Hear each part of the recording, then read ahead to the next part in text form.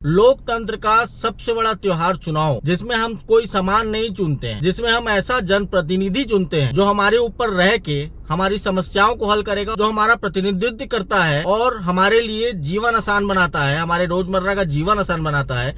जैसे कि अभी बजट पास हुआ, बजट में कई सारी चीजें थी जिससे सब नाराज भी होंगे, कई लोग खुश भी होंगे। 12 लाख तक जो टैक्स वाला मामला था उसमें कई लोग खुश हुए। तो ऐसी ऐसी चीजें जो करते हैं, जो आगे रह के करते हैं, उनको हम चुनते हैं। तो समझिए ये कितना बड़ा और कितना महत्वपूर्ण चीज है। लेकिन आपको क्या लगता है कि इसमें सब लोग हिस्सा लेते हैं?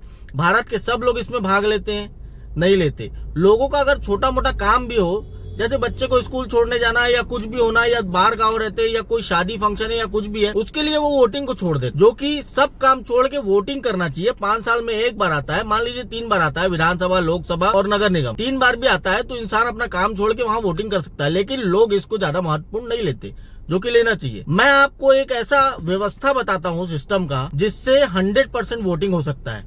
आपको क्या लगता है ऐसा संभव है? जी हाँ, बिल्कुल संभव है। अगर ऐसा सिस्टम का व्यवस्था बन जाए जिससे 100% वोटिंग हो, तो इसमें कई सारी चीजों में बदलाव आ जाएगा। जैसे जो सरकारी योजना है उसका हम अच्छे से भरपूर लाभ ले पाएंगे और हमको भी खुद को अच्छा लगेगा कि हम इसमें भाग लिए थे, हम इसमें हिस्सा लिए थे, तो सरकारी योजना हमको मिल रही है। हम भी अपने आप में कॉन्फिडेंट रहेंगे।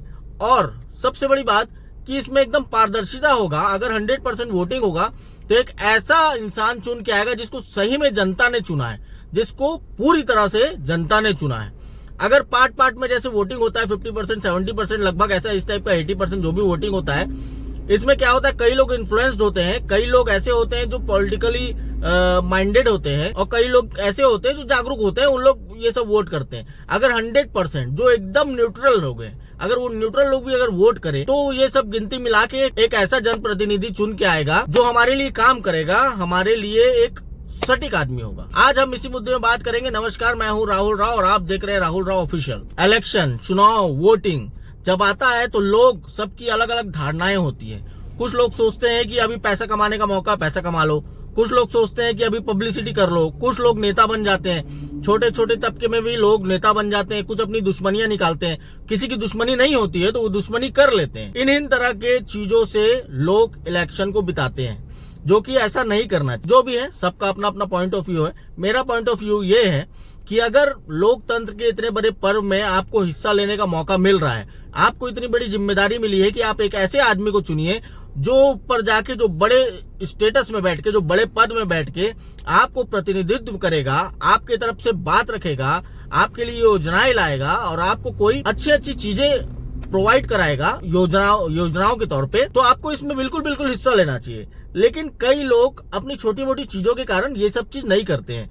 और आपने देखा होगा कि जब विधायक बनता है, जब सांसद बनता है, जब मंत्री बनता है, तो उनकी व्यवस्था बहुत अच्छी होती है। वो जहां बैठते हैं, वो जिस गाड़ी में घूमते हैं, उनकी व्यवस्था बहुत अच्छी होती है।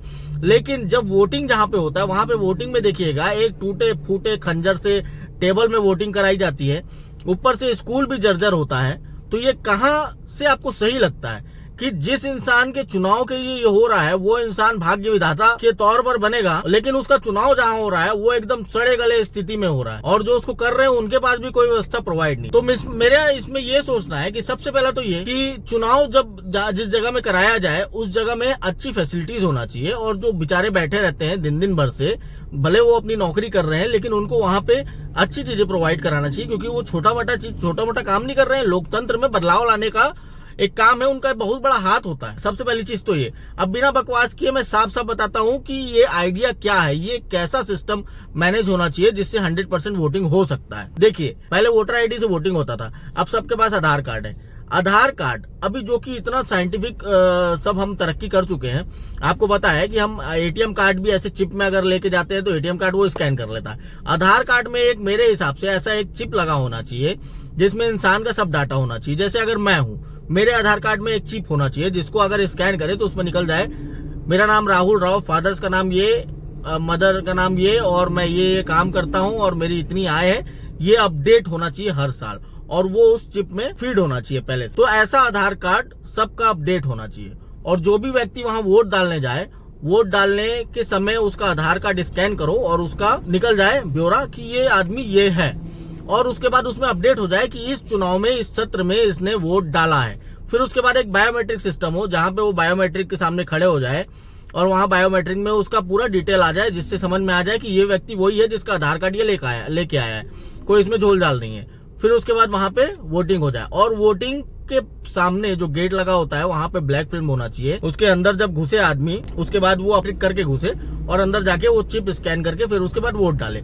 और ये सब मैं समझता हूँ कि सीसीटीवी सर्वेलेंस में होना चाहिए, सीसीटीवी लगा होना चाहिए। वोटिंग कहाँ हो रही है वहां पे सीसीटीवी नहीं लगा होना चाहिए, बाकी व्यवस्था की तरफ सीसीटीवी पूरा लगा होना चाहिए। और सीसीटीवी का सर्वेलेंस डायरेक्ट जाना चाहिए चुनाव अधिकारी के पास, जिससे पूरी निगरानी रखा जा सके। ये एक पहला पहलू हो। दूसरा चीज मैं आपको बता दूं कि सरकार को ये अगर ऐसी वोटिंग कराएंगे तो सबके आधार कार्ड में, सबके डाटा में अपडेट हो जाएगा कि इसने यहाँ पे वोटिंग दिया है।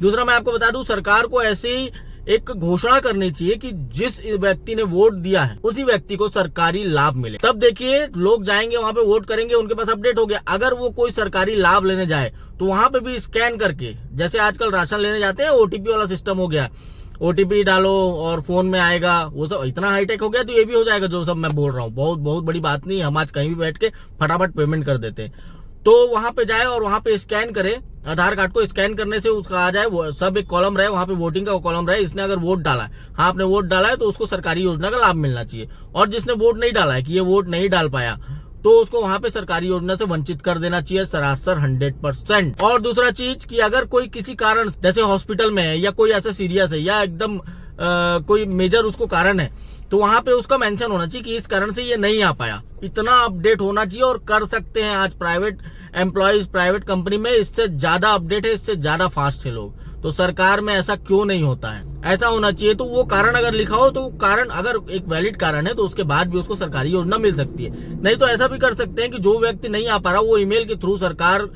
जो भी चुनाव अधिकारी है, चुनाव का जो भी व्यवस्था देखते हैं उनके पास मेल कर दे ऑफिशियल मेल आईडी में कि इस कारण से मैं नहीं आ रहा हूँ, और डॉक्यूमेंट के साथ, वैलिड डॉक्यूमेंट के साथ। तो उसके लिए कोई और व्यवस्था कराई जाए वोटिंग करने की। ये भी दो कारण है, दोनों में से कोई से भी ऐसा कर सकते हैं, कोई से भी कर सकते हैं। आप देखिए, अगर मेरे को या कोई भी व्यक्ति को, कोई भी अगर दूर दराज में भी रहता है और उसको गाँव जाना है तो वो वोटिंग करने अपना सब काम छोड़ के जाएगा, छुट्टी लेके जाएगा, हर इंपॉर्टेंट काम छोड़ के जाएगा वोटिंग करने, वोटिंग को महत्व देगा, क्योंकि उसको उसके बाद लाभ नहीं मिलेगा सरकारी योजना। तो ये कितनी बड़ी बात है। तो सरकार, मेरे को समझ में नहीं आता है, गवर्नमेंट सिस्टम ये सब क्यों नहीं करना चाहता। ये इतनी इजी चीज है, ये होता है आज हम देखिए, अगर ऑनलाइन वोटिंग करा दिया जाए, तो कितना इजी हो जाएगा, लोगों को छुट्टी नहीं लेना पड़ेगा, लोग अस्कट नहीं करेंगे, अपना फोन से ऑनलाइन। अगर आप बताइए, आज हम लाखों करोड़ों का ट्रांजेक्शन ऑनलाइन कर सकते हैं, जब वो हमारे लिए सेफ माना जाता है, जब वो हमारे लिए एकदम कॉन्फिडेंशियल माना जाता है, तो क्या वोट हम नहीं कर सकते ऑनलाइन? वो भी कर सकते हैं। ये जो चिप वाला तरीका मैं बताया, ये कितना बेहतरीन है। इससे 100% वोटिंग होगा कि नहीं, आप ये सोचिए और इसको कमेंट में मेरे को प्लीज बताइए कि मैं ये समझ पाऊं कि मैं सही सोचता हूं कि नहीं सोचता हूं। मैं जो भी बात करता हूं अपने पॉइंट ऑफ व्यू से बात करता हूं, तो आप भी अपना पॉइंट ऑफ व्यू इसमें रखिए, कमेंट करके बताइए कि ये सही होगा कि नहीं होगा और इसे करना चाहिए कि नहीं करना चाहिए। अगर वीडियो अच्छा लगे तो प्लीज लाइक कर दीजिए और शेयर कर दीजिए, और प्लीज सब्सक्राइब करके हमारे परिवार को बढ़ाइए, हमारे परिवार में शामिल हो जाइए। कल फिर मिलते हैं बिना किसी स्क्रिप्ट पे, बिना किसी ट्रिक के, किसी बेबाक मुद्दे पे। तब तक के लिए नमस्कार।